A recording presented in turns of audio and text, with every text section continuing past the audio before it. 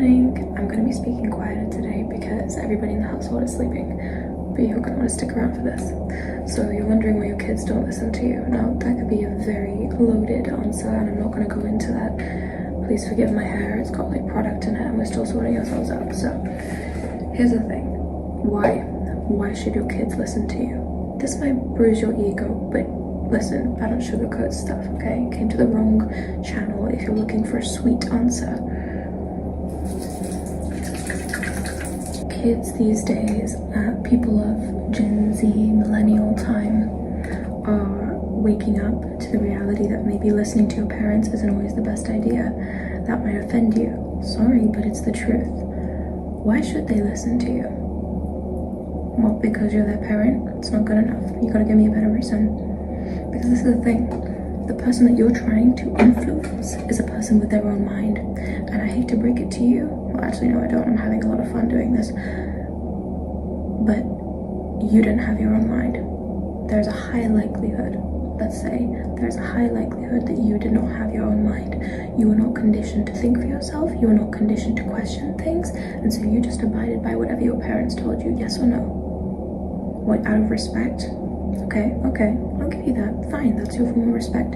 You're allowed to have that. If you believe that is respect in your life, that is respect in your life. You are entitled to that, but you cannot push that onto somebody else. I'm gonna ask you, this person that you're raising, what culture are they being raised in? Time, place, is it different to yours? I'm sure to some extent it is. You have to meet them where they're at. Let me say that again. You have to meet them where they're at. If you're trying to get someone to buy into something, stop just trying to convince them. No, convincing them isn't the point.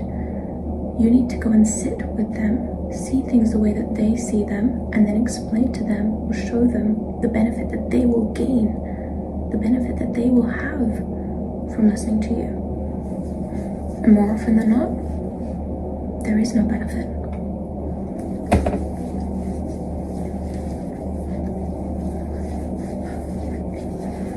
A lot of people of this generation have seen their parents be traumatized, have seen their parents go through the worst. Why would they listen to you? Why? You want your kids to go through the worst? Because in saying that they should follow in your footsteps, the way that you did, you're saying that they should suffer. Why? Because it's what's known, because it's what's, I don't know, solid, stable. That's the biggest joke I ever heard.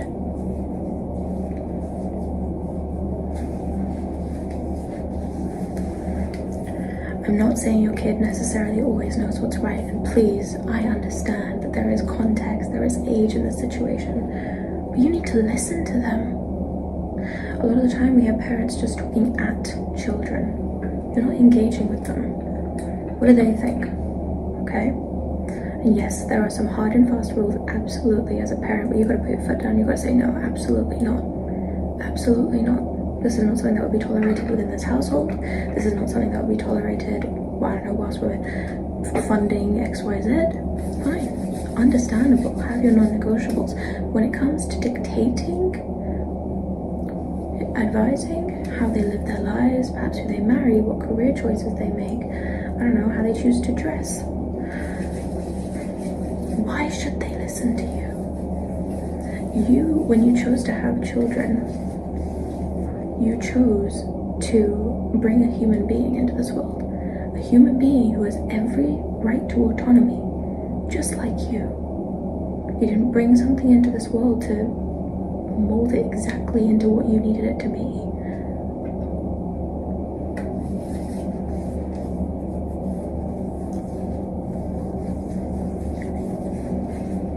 The biggest question really is, why should they listen to you? Why? I'm sorry, but people of this generation, well, we've woken up, you know? We're more assertive about what we want, what we don't want, and if that triggers you, like really triggers you, then maybe you need to check yourself. Maybe you need to ask yourself, where am I perhaps desiring more of an assertive energy in my life? It's okay to admit that. It's okay to admit that you're not always right. They might even want to listen to you more then, because you're not trying to win. That's another thing. Stop trying to win. As a parent, you don't have to stress so much about being right. You should stress more about doing the right thing. And what's right for one kid might not be right for the next kid, but ultimately, you might be coming from the place of wanting what's best for them, and that is more than honorable. But they're not going to understand it that way if you keep communicating it with, you should do this, you should be that, this is da-da-da-da, unacceptable this and that, and you're never taking the time to sit with them and ask them, what do you want to do? What do you think about this subject? Engage with them. Do you even know the human being that you're raising? Or do you just know the idea of them?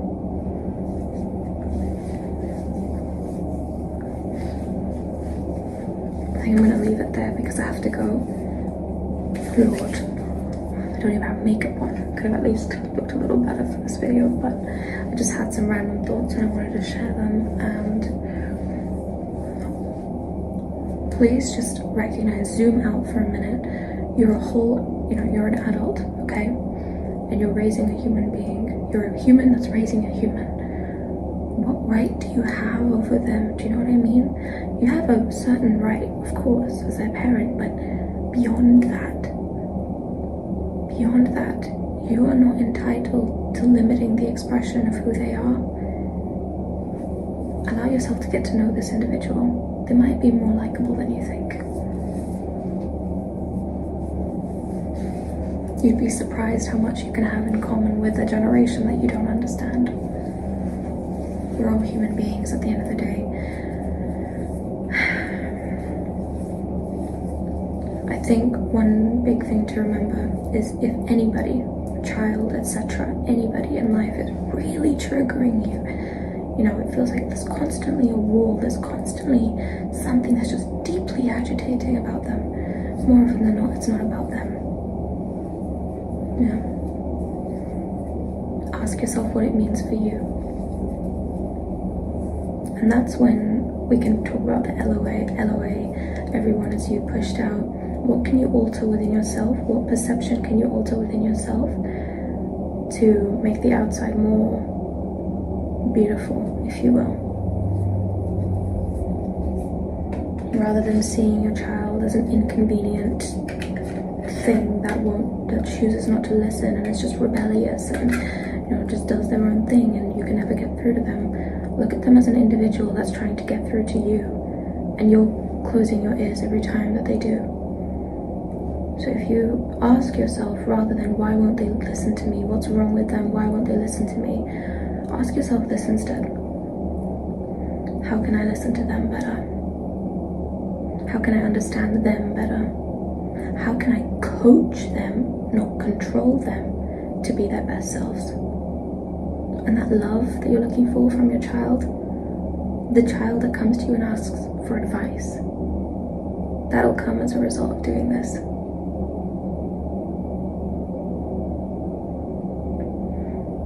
Yeah, give that a go. That's it for now. Take care of yourselves, and I'll see you in the next video. Bye.